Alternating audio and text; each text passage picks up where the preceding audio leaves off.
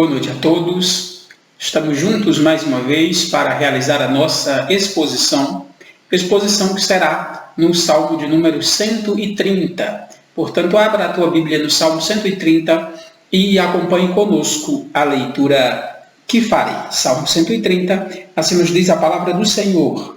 Cântico de romagem. Das profundezas clamo a ti, Senhor. Escuta, Senhor, a minha voz.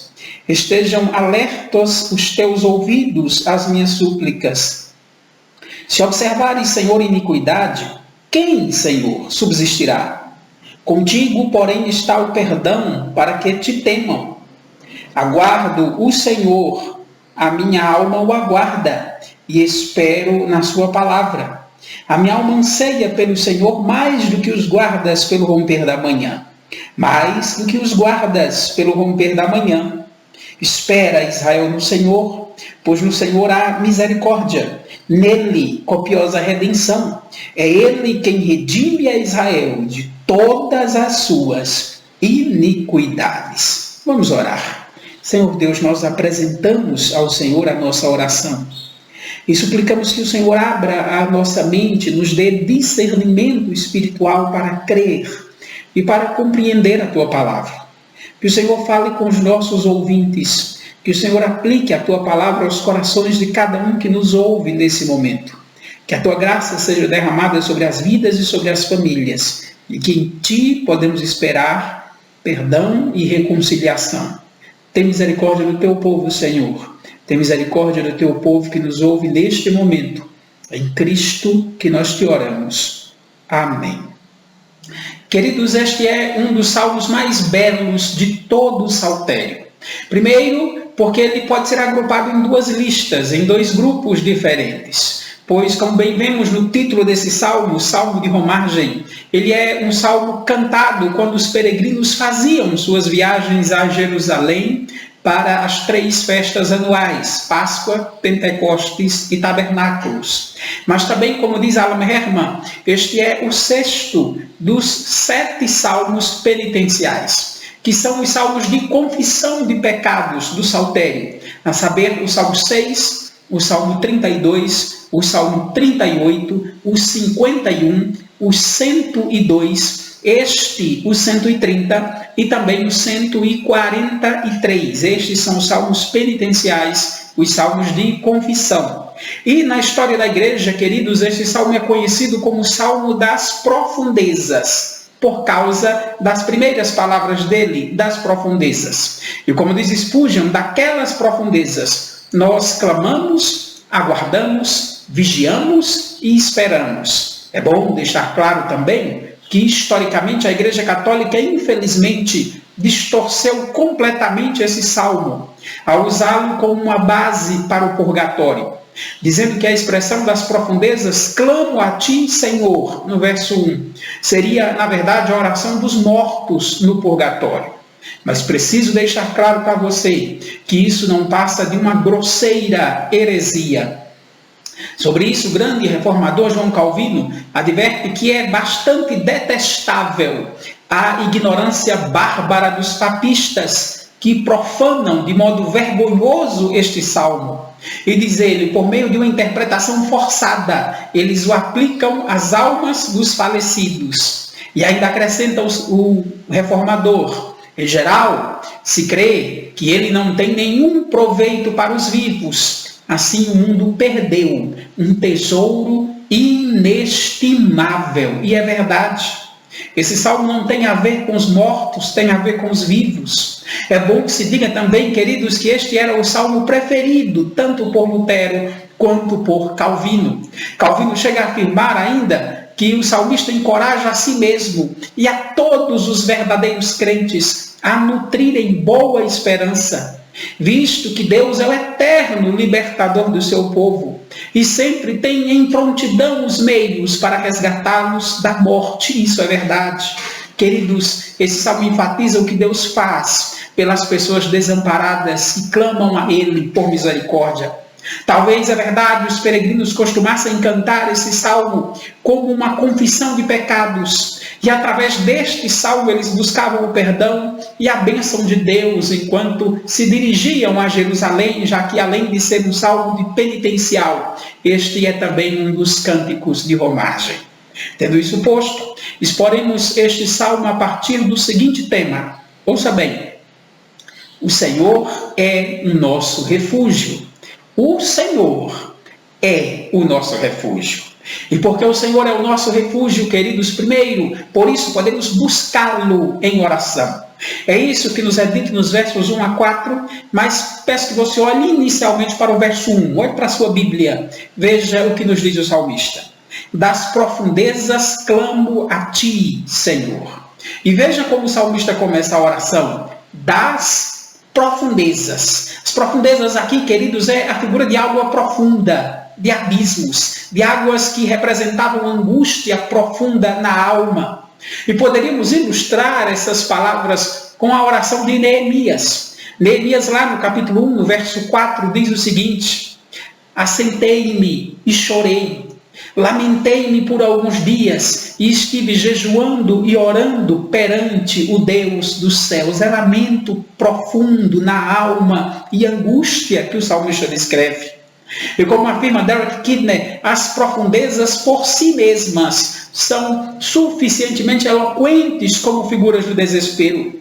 E ainda acrescenta, o que fica claro em todas as passagens desse tipo que tratam de profundezas da alma, é que o método de ajuda a ti mesmo não é resposta suficiente para as profundezas da angústia e do desespero no coração do homem. E ele está certo, queridos. No momento de angústia e de desespero, buscar as respostas em si mesmos, ler livros de autoajuda que dizem você é importante, você tem valor, ou que as respostas estão dentro de você, não resolve. Veja a situação do salmista. O salmista se sente afundando no sofrimento. Sua alma está afogada na profundeza da angústia. E ao invés de buscar a saída no seu próprio coração, ele olha para fora de si. Ele clama a Deus. O salmista diz: das profundezas clamo a ti, Senhor. Sua oração é forte e é um clamor. Sua oração é uma súplica, é um pedido por socorro. Por isso poderia ser traduzido da seguinte forma: das profundezas imploro a ti, Senhor. E o que o salmista implora? Note só qual é o primeiro pedido do salmista no verso 2. Ele diz: escuta, Senhor, a minha voz. Estejam alertos os teus ouvidos às minhas súplicas. Que belo versículo, irmãos. Veja, o salmista está afundando na angústia, no desespero. Mas o que ele faz? Ele suplica a Deus que ouça a sua voz. Ele pede a Deus que dê atenção à sua oração, queridos. Muitas vezes podemos também ficar angustiados e até enfrentar alguma medida de desespero. Mas o simples fato de se sentir acolhido por Deus, o simples fato de saber que Deus nos ouve e está atento às nossas súplicas, traz alívio. É isso que o salmista deseja. Note, queridos, que esta é a primeira coisa que o salmista pede. Ele pede consolo e conforto que só Deus pode dar. Deus seja louvado. Esse salmo nos mostra que podemos clamar a Deus do abismo das decepções, podemos clamar a Deus da nossa angústia, podemos clamar a Deus nas nossas derrotas, no nosso medo, no desespero e na perplexidade. Mas aqui surge uma pergunta: o que levou o salmista a tanta angústia e desespero? E a resposta é clara: os seus pecados. Queridos, o pecado é como um peso que nos puxa para baixo, que envia as suas vítimas profundezas abaixo. No Salmo 42, no verso 7, o salmista diz: um abismo chama outro abismo. Ao fragor das suas catatupas, todas as tuas ondas e vagas passaram sobre mim. O pecado empurra a nossa alma para baixo e tenta nos afogar na angústia e no desespero. E veja como o salmista reconhece que foi o seu pecado que o trouxe a tamanha angústia, sofrimento e profundeza de dor. Olha o que diz o verso 3. Veja como ele fala com o Senhor. Se observares, Senhor, iniquidade, quem, Senhor, subsistirá? Note como o salmista apresenta a natureza da sua angústia e desespero. É o pecado. É a culpa do pecado que causa desespero e angústia na sua alma. Perceba como de maneira indireta ele afirma a universalidade do pecado. Ele reconhece que todos são pecadores. Como diz o Salmo 14, no verso 3, não há quem faça o bem. Não há nenhum sequer. Ele diz, se observares, Senhor, iniquidade, quem, Senhor, subsistirá? O termo observares aqui tem um sentido de tomar nota, de manter registro. Ou seja, se Deus anotar cuidadosamente cada pecado de todo indivíduo, quem pode ser absorvido no tribunal de Deus? E a resposta, queridos, é clara: ninguém. Ninguém pode ser inocentado. Ninguém pode ser declarado justo. E aqui nos lembramos das palavras de Jesus. Quando Jesus falou que é mais fácil um camelo passar pelo fundo da agulha do que um rico entrar no reino de Deus, os discípulos ficaram espantados, surpresos, perplexos e perguntaram: então quem pode ser salvo? E a resposta de Jesus foi olhando para eles, olhando nos olhos deles, fitando-o, diz o texto. O Senhor respondeu: para os homens é impossível, contudo não para Deus. Porque para Deus tudo é possível. Está lá em Marcos 10, a partir do verso 25. É por isso, queridos, que depois de reconhecer o seu pecado e sua culpa diante de Deus, o salmista é capaz de dizer o que está no verso 4. Olhe para a sua Bíblia, veja a afirmação do salmista no verso 4. Contigo, porém, está o perdão, para que te temam. Como diz Moody, queridos, a única esperança vem do perdão divino, que aviva o sentimento de respeito no pecador perdoado. E isso é deveras importante. Isso é deveras importante porque sem a confiança de que o Senhor nos perdoa, isso produziria em nós ainda mais desespero e angústia. Sem a confiança e a esperança no perdão do Senhor, a consciência dos nossos próprios pecados traria desespero, traria medo, traria angústia. Mas podemos confiar, como diz o salmista, com o Senhor está o perdão, para que o temam. Isso produz alívio e refrigério. Portanto, o salmista sabe que é do caráter de Deus perdoar. Calvino aqui é enfático. É como se o salmista dissesse, diz o reformador: logo que penso em ti, tua clemência também se apresenta à minha mente, para que eu não tenha dúvida de que serás misericordioso para comigo. E Calvino encerra seu argumento dizendo que o fato de que tu és Deus é uma garantia de que serás misericordioso para comigo. Como isso é importante, irmãos? Entenda bem. A grande verdade aqui exposta é que assim como faz parte do caráter de Deus ser justo e santo, também faz parte do caráter de Deus ser misericordioso e bondoso. E isto é que deve nos fazer correr para Deus. É isto que deve nos fazer buscar o seu perdão. É isso que deve nos incentivar e nos encorajar a suplicar misericórdia. É do caráter de Deus ser justo e santo, sim, mas também faz parte do seu caráter e da sua natureza ser misericordioso, compassivo, longânimo e assaz benigno. Ele e somente Ele pode nos perdoar. A igreja não pode nos perdoar, um padre não pode nos perdoar, um pastor não pode nos perdoar, mas Deus em Cristo pode. O salmista diz: contigo, porém, está o perdão. Mas aqui surge a pergunta: por que Deus oferece perdão ao seu povo? Por que Deus oferece reconciliação?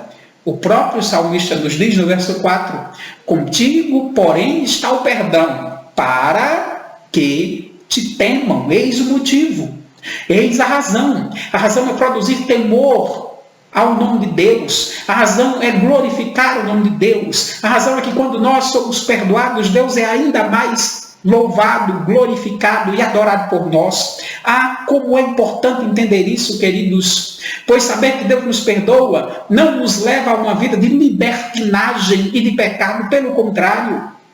Aqueles que são verdadeiramente perdoados temem a Deus. Aqueles que são verdadeiramente perdoados lutam contra o pecado.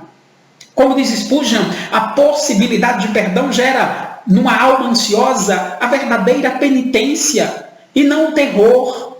Entenda, aqueles que são verdadeiramente perdoados adoram a Deus em espírito e em verdade, porque eles entendem que o perdão, queridos, é uma bênção a ser levada a sério, a ser considerada com seriedade. O perdão custou caro a Deus. O perdão custou o sangue do seu Filho. Portanto, somente aqueles que levam a sério a culpa do pecado também levarão a sério a graça do perdão. Lembre-se que a salvação é pela graça para nós, mas para Deus custou um alto preço. Custou o preço do sangue do seu Filho, custou o preço do sangue de Cristo, e isto é magnífico. Quanto mais o Senhor nos perdoa, mais tememos o seu nome. Quanto mais o Senhor nos perdoa, mais o nosso temor por Ele aumenta. Queremos ser santos, queremos nos livrar do pecado, queremos agradá-lo ainda mais, e por isso rendemos mais glória ao seu santo nome. Sendo assim, queridos, o fato do Senhor nos perdoar produzirá mais glória ao nome de Deus. Que lição aprendemos aqui? Que lição podemos tirar para nós no início deste salmo? Duas lições eu quero trazer à tua mente. A primeira tem a ver com o verso 1. O salmista diz: das profundezas clamo a ti, Senhor. Note só. O salmista está se sentindo afogado no sofrimento, na angústia e podemos dizer no desespero. Mas ele não procura autoajuda. Ele não busca as soluções dentro da sua alma. E também não perde seu tempo com aqueles que dizem: você merece, você é bom, você pode, você vai conseguir. Não. O salmista sabe que a solução não está nele, mas está em Deus. Ele clama a Deus, ele pede socorro a Deus, ele pede ao Senhor que ouça a sua voz, que atente à sua oração.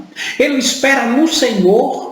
Ouça bem o que vou te dizer. Só Deus pode nos livrar da angústia. Só Ele pode tratar da nossa consciência culpada. Só Ele pode trazer alento e conforto para a tua alma. Só o Senhor pode te dar a alegria da salvação. Portanto, quando estiver sofrendo e angustiado por causa dos seus pecados, implore o perdão do Senhor. Peça que o Senhor restitua a alegria da salvação e te sustente com espírito voluntário. Foi isso que Davi fez depois de pecar. Foi isso que Davi fez no Salmo 51, verso 12. Ele pediu a Deus que o restituísse a alegria da salvação e o sustentasse com espírito voluntário. É isso que precisamos pedir a Deus. Mas não se desespere. Sofrer, se envergonhar, se angustiar, chorar por causa do nosso pecado não é ruim, pelo contrário, é bom. Paulo nos diz em 2 Coríntios 7, no verso 10, que a tristeza, segundo Deus, produz arrependimento para a salvação, que a ninguém traz pesar.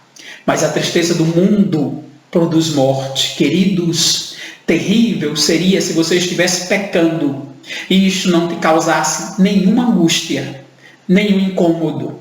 Terrível seria se você estivesse vivendo no pecado e não fosse incomodado com isso, e não se angustiasse com isso, e não sofresse com isso. Deus seja louvado. Na sua graça, Ele nos faz sofrer quando estamos no pecado, para que voltemos para Ele com genuíno arrependimento e sejamos livres do pecado. Há uma segunda razão aqui, uma segunda lição deste início do Salmo. E por isso eu repito o verso 3. Se observares, Senhor, iniquidade, quem, Senhor, subsistirá? Note que a pergunta é retórica. O salmista sabe a resposta, como todos nós sabemos, Se o Senhor atentar aos nossos pecados, quem pode ser perdoado? Se o Senhor nos julgar apenas pela sua justiça e não pela misericórdia de Cristo, quem será salvo? Ora, a resposta é ninguém. A resposta é ninguém pode. Queridos, como diz Calvino, se Deus resolvesse lidar conosco de acordo com as exigências de sua santa lei, ninguém seria salvo. Todos os filhos de Adão, do primeiro ao último, seriam condenados. E por que preciso te lembrar disso? Porque preciso te lembrar que somos pecadores, que ninguém é bom, que ninguém é justo. Ouça o que Paulo diz. Em Romanos 3, nos versos 10 a 12, Paulo diz, como está escrito, não há um justo, nenhum sequer, não há quem entenda, não há quem busque a Deus, todos se extraviaram, diz o apóstolo, a uma se fizeram inúteis, não há quem faça o bem, não há nenhum sequer, repete Paulo. Você precisa entender isso, meu irmão. Você precisa entender isso, minha irmã. Você não merece ser salvo. Eu não mereço ser salvo. Ninguém merece ser salvo. Ninguém é inocente aos olhos de Deus. Então pare de dizer, Deus me dê o que eu mereça. Pare de dizer, se eu merecer, Deus vai me abençoar. Merecer? Você está louco. Você está louca. Sabe o que eu e você merecemos? Sabe o que a humanidade toda merece? Ora, pense comigo. Se o salário do pecado é a morte, como Paulo diz em Romanos 6, 23, e se todos são pecadores, como diz Romanos 3, então adivinhe o que você e eu merecemos. Se o salário do pecado é a morte, e se todos são pecadores, adivinhe o que nós merecemos. Isso mesmo. Eu e você e toda a humanidade só merecemos a morte, só merecemos o inferno. Então pare de pedir justiça a Deus e comece a pedir misericórdia. Peça perdão, peça ao Senhor que se compadeça de você e seja misericordioso com você. Ore confiando não nas suas supostas boas obras, não nos teus méritos, mas ore confiando na misericórdia do Senhor. Como diz Daniel, porque não lançamos as nossas súplicas perante a face de Deus, fiados nas nossas justiças, mas nas suas muitas misericórdias. Está lá em Daniel 9:18. Portanto, chegue-se ao Senhor humilde, contrito, reconheça o teu pecado, peça perdão, peça misericórdia, pois o Senhor é misericordioso e bom para perdoar os contritos e humildes. É assim que chegamos diante de Deus, não reivindicando qualquer direito, mas suplicando a sua misericórdia, suplicando a sua graça, implorando ao Senhor que se compadeça de nós. Queridos, o Senhor é o nosso Redentor e por isso podemos confiar completamente no seu perdão e na sua redenção. É isso que nos é dito nos versos 5 a 8. Mas antes eu peço que você dê uma olhada rápida apenas no verso 5. Olhe para a sua Bíblia. Aguardo o Senhor. A minha alma o aguarda. Eu espero na sua palavra. Este verso é muito importante. É muito importante porque ele traz duas verdades fundamentais para todo o servo de Deus. Veja só. O que podemos fazer depois de confessar o nosso pecado? O que podemos fazer depois de orar a Deus e pedir misericórdia? O que mais podemos fazer para reparar o mal que fizemos diante de Deus? Ora, nada. Só podemos esperar por sua graça. E esta é a primeira grande verdade nesse verso, queridos. A primeira grande verdade é a saber, não há nada que possamos fazer para alcançar o perdão e para sermos salvos. Apenas confessar o nosso pecado e crer na palavra do Senhor. E aí vem a segunda grande verdade deste verso. Pense comigo, porque o salmista pode dizer, contigo, porém, está o perdão, para que te temam. A pergunta é, com base em quê ele pode crer que será perdoado, mesmo sem nenhum merecimento? Com base em quê ele pode esperar na misericórdia de Deus? E a resposta, queridos, é com base na palavra de Deus. A palavra de Deus que é viva e é eficaz, mais cortante do que qualquer espada de dois gumes, como diz o autor aos Hebreus, com base na palavra de Deus, que segundo o próprio Jesus Cristo nos diz que não pode falhar, em João 10:35. Sendo assim, queridos, o salmista, sabendo que o Senhor em sua palavra muitas vezes promete perdoar e socorrer os humildes, aqueles que suplicam perdão com genuíno arrependimento, então ele pode esperar tranquilo. Ele sabe que Deus não mente e que a sua palavra não pode falhar. Então ele pode confiar na palavra de Deus. Sabendo disso, o salmista usa uma metáfora. Uma metáfora para descrever sua espera pela ação misericordiosa do Senhor na sua vida. Olha o verso 6. Veja que bela metáfora o salmista nos dá. Ele diz: a minha alma anseia pelo Senhor mais do que os guardas pelo romper da manhã. E para demonstrar a sua ênfase, ele repete: mais do que os guardas pelo romper da manhã. Duas coisas chamam a atenção aqui.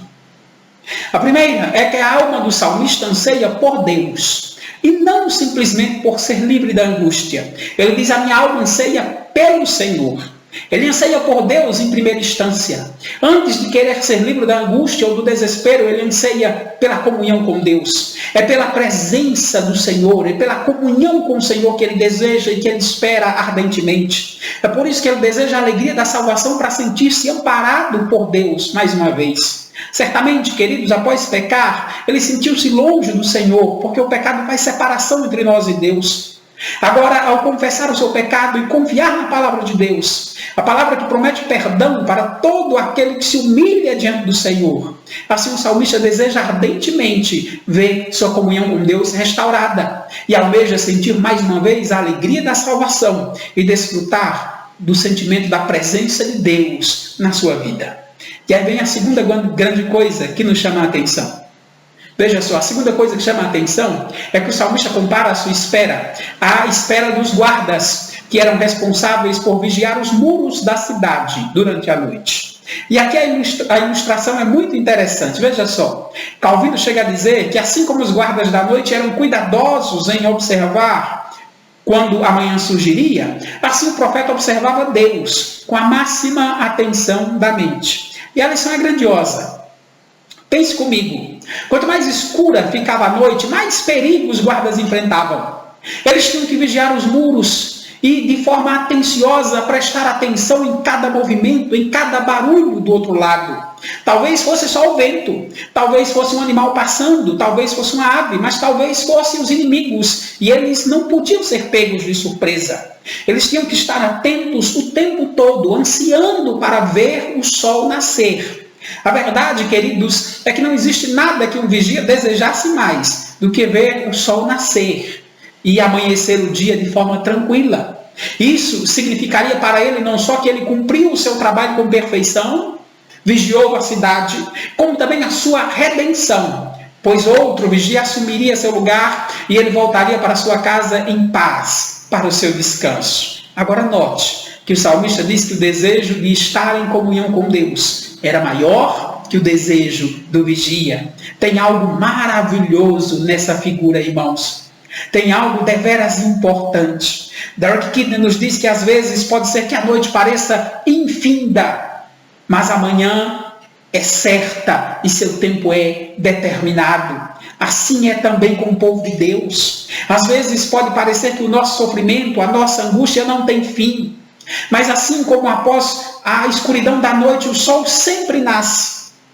Para aqueles que confiam nas promessas do Senhor, para aqueles que descansam na sua palavra, para aqueles que chegam diante dele reconhecendo o seu pecado e suplicando a sua misericórdia, mais cedo ou mais tarde, o Senhor derramará da sua graça, iluminará a sua vida, trará consolo e conforto. É por isso, queridos, que o salmista encoraja o povo de Deus a esperar no Senhor. A espera pode parecer demorada, a espera pode ser frustrante, cansativa, a espera pode exigir de nós muita oração e lágrimas, mas uma coisa é certa, assim como depois da noite o sol nasce, depois da angústia, do sofrimento, aqueles que esperam no Senhor contemplam a comunhão com Deus e a graça do Senhor na sua vida. Assim o salmista nos encoraja, olha o verso 7, espere Israel no Senhor, pois no Senhor há misericórdia, nele copiosa redenção. Perceba que o motivo pelo qual o salmista encoraja os piedosos a esperar em Deus é a sua misericórdia. A misericórdia do Senhor nos encoraja a confiar. Ouça, irmãos, saber que Deus é misericordioso deve nos encorajar a suplicar o seu perdão, a esperar na sua providência, pois, para enfatizar as muitas misericórdias do Senhor, o salmista diz, nele há copiosa redenção. É preciso lembrar que redenção significa a libertação de uma pessoa mediante o pagamento de um preço. Era comum comprar o escravo do seu antigo dono e se tornar dono dele.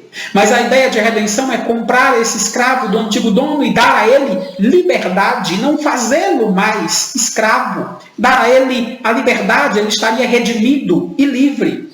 E como bem sabemos, queridos, Israel tinha conhecimento profundo desta redenção. Pois no Êxodo, o poder de Deus os libertou da tirania do Egito. Os hebreus não tinham esperança alguma e nem eram capazes de libertar a si mesmos. Mas o Senhor os livrou.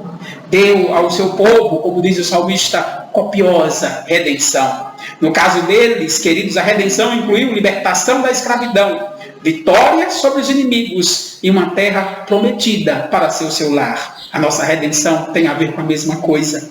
Somos livres da escravidão, do pecado. Teremos vitória contra os inimigos da igreja, contra os inimigos da nossa própria carne, contra a nossa própria natureza pecaminosa. Teremos vitória contra o pecado e teremos vitória contra a morte no dia da ressurreição. E herdaremos também uma terra prometida, os novos céus, a nova terra, a comunhão com Deus. É por isso que a redenção aqui é muito além de simplesmente uma vitória sobre o inimigo terreno ou sobre a terra. Queridos, a redenção aqui ela é espiritual. Olhe para o que diz o salmista no verso 8. Ele, o Senhor, é quem redime a Israel de todas as suas iniquidades. Queridos, veja que a redenção aqui é a redenção do pecado. É ser livre do pecado e da condenação dele. Ele é quem redime a Israel de todas as suas iniquidades. Lembramos do anjo em Mateus dizendo o nome de Jesus. Ele se chamará Jesus, porque salvará o seu povo dos pecados deles. Esta é a redenção oferecida. Note, embora, como diz Alan Herman, o verbo hebraico redimir ocorra 60 vezes, o verso 8 é o único lugar no Antigo Testamento em que ele é associado ao pecado, a redenção do pecado. Redenção aqui, queridos, é entendida em termos espirituais. É assim que Paulo entende esse verso, pois falando de Jesus Cristo, Paulo diz em Tito 2, no verso 4, Jesus a si mesmo se deu por nós, a fim de remir-nos de toda a iniquidade. Queridos, é por isso que devemos esperar no Senhor, pois nele há misericórdia e copiosa redenção, porque a redenção é fruto da graça de Deus. O perdão que recebemos é baseado no sacrifício expiatório de Jesus Cristo e não nos nossos méritos. É por isso que o salmista termina dizendo, ele é quem redime a Israel. Do que ele redime a Israel? De todas as suas iniquidades. A redenção do Senhor não cobre apenas um ou outro pecado, mas cobre todos os nossos pecados. Esta é a mesma ideia de Paulo, quando diz, onde abundou o pecado, superabundou a graça. A redenção do Senhor cobre todos os nossos pecados, todas as nossas iniquidades, porque somos redimidos pela graça do Senhor em Cristo Jesus. E aqui nós nos perguntamos, que outras aplicações podemos tirar para as nossas vidas? Que outras aplicações práticas podemos tomar desse texto? Pelo menos duas. Primeiro, peço que você dê uma olhada de novo no verso 7. Espere, Israel, do Senhor, pois no Senhor há misericórdia, nele copiosa redenção. Veja só, o salmista começa afundado na angústia, no desespero, mas depois de orar, ele não só se enche de esperança, como também nos encoraja a fazer o mesmo. Como diz Calvino, a verdadeira utilidade dessa doutrina é esta, que os fiéis, mesmo quando submergidos nos mais profundos abismos, não duvidem que seu livramento está nas mãos de Deus. E é verdade, irmãos, Deus é o único que pode nos socorrer. Portanto, quando a angústia, o desespero, o medo ou o sofrimento bater à sua porta, não corra para os livros de autoajuda. Não corra para aqueles que simplesmente massageiam o teu ego, dizendo que você é forte. você merece, você consegue, você é valioso, é importante. Não corra para eles. Eles tentam te dar esperança com uma mentira. Uma mentira que a longo prazo só te trará mais angústia, sofrimento, desespero e condenação. Procure socorro em Deus. Procure socorro nas Escrituras. Vá à palavra de Deus. Nela você vai descobrir sim que você é um pecador miserável. Nela você vai descobrir que você não merece ser socorrido ou perdoado por Deus. Mas nesta mesma Escritura que humilha, que nos desmascara, nesta mesma palavra você vai descobrir que Deus é misericordioso, que é bom e que nele há copiosa redenção, que com ele está o perdão para os que o temem. Ele está atento à oração humilde, sincera, carregada de arrependimento e fé.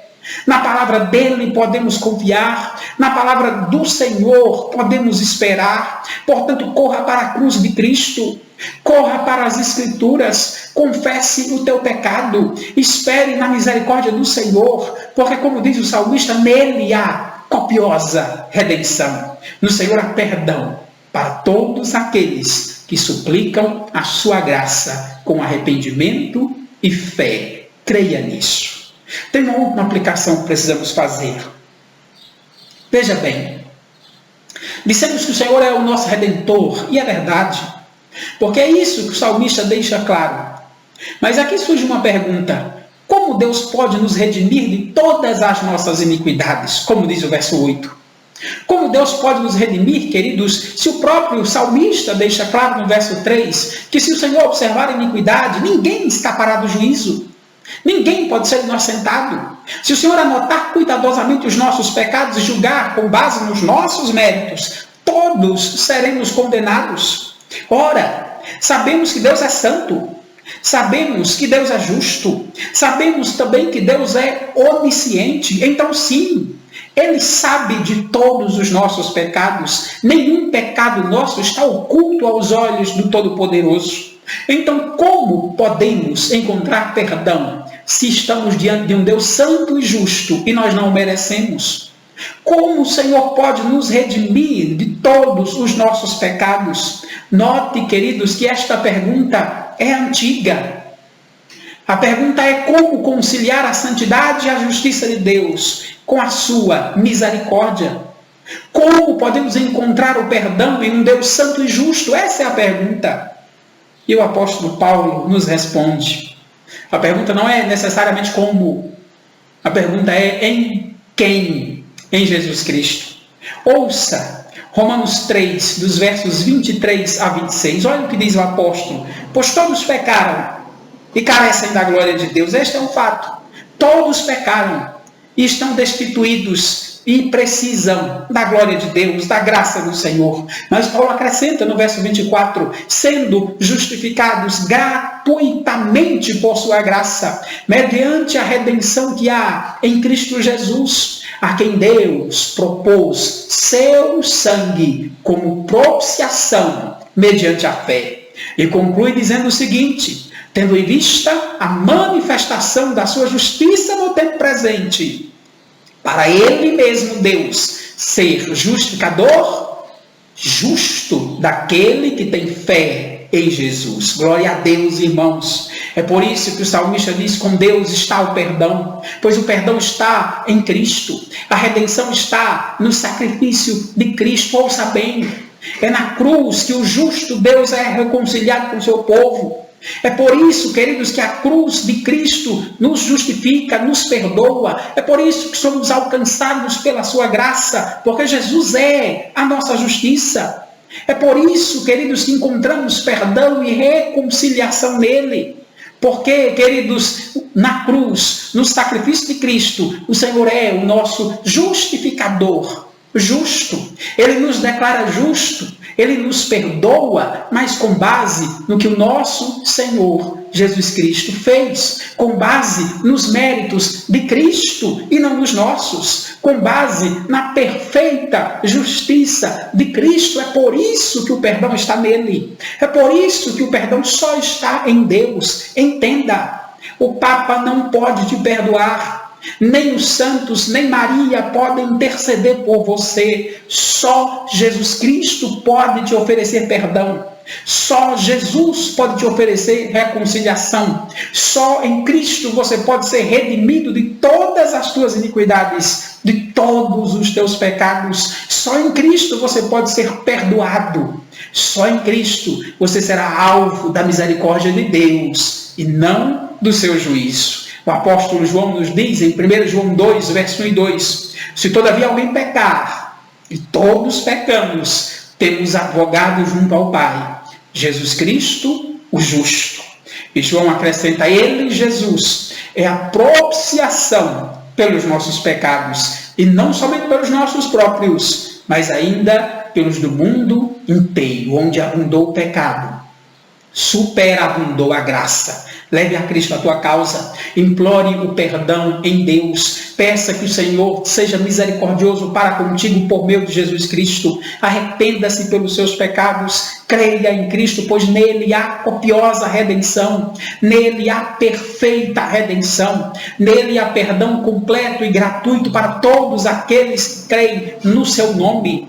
É em Cristo que somos alvos da graça e da misericórdia de Deus. É em Cristo que somos perdoados, alcançados pela sua graça. Glória a Deus. Em Cristo somos alvos da misericórdia do Senhor. Vamos orar. Senhor, nós te agradecemos. Te agradecemos porque sabemos que em ti há perdão, há redenção. Sabemos que em ti o Senhor perdoa não um ou outro pecado, mas todos os nossos pecados. Nos dá fé, Senhor, para nos momentos de sofrimento, da angústia, do desespero, chegar diante de ti com sinceridade, reconhecer o nosso pecado, suplicar o teu perdão, implorar a tua graça e esperar na tua provisão, esperar confiadamente na tua palavra, esperar sabendo que em Cristo há reconciliação por aqueles que creem no nome do teu Filho. Obrigado, Senhor. Obrigado pela tua palavra que nos encoraja a descansar em ti, que nos encoraja a chegar diante de ti de mãos vazias, suplicando perdão e misericórdia, sabendo que o Senhor é um Deus bondoso e gracioso no teu Filho. Derrama a tua graça sobre o teu povo, consola a tua igreja, aumenta a fé de cada um e nos ensina-nos a chegar a Cristo, humildes, sinceros, arrependidos e esperançosos. É em Cristo que nós te oramos. Amém. Que o Senhor abençoe a tua vida, que o Senhor proteja a tua casa, que o Senhor aplique esta palavra ao teu coração.